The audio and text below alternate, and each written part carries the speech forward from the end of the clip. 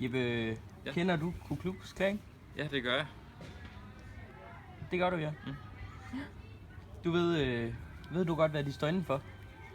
Det står inden for racisme, og de sorte ikke skal have de samme ligheder som de hvide.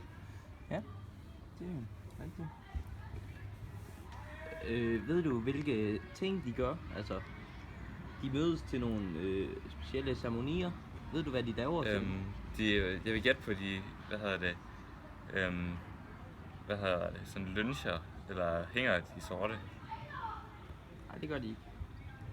De samles nok måske så, og snakker om for de forskellige ting, de laver. Nej, de brænder kors af. Mm. De brænder sådan et stort kors af. Ved du, hvad for noget, nogle dragter de har? De har sådan nogle hvide dragter. Ja. Sådan nogle kejlehoveder. Synes du, det er godt, at vi har grupper som Ku Klux Klan? Nej, det synes jeg ikke. Nå, det synes du ikke, nej. Nej. Ja.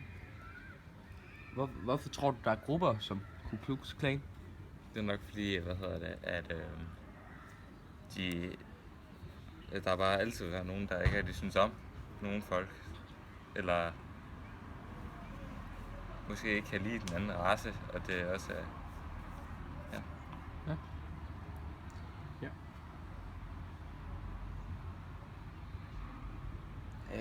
Hvad tror du, der kunne være sket, hvis Ku Klux Klan havde flere medlemmer? Altså sådan i millionklassen. Så tror jeg, at de nok vil have lidt mere indflydelse i politik, måske. Nå. Sådan, at der måske være nogle partier, Ja. som de stemmer på. Tror du, at Ku Klux Klan de gør noget godt for samfundet? Nej, det tror jeg ikke rigtigt. Nå, nej. Det tvivler jeg på. Ja. Ved du, hvor de holder til? Måske, jeg vil gætte på i USA, for det meste. Hvorhen i USA så? I sydstaterne nok. Ja.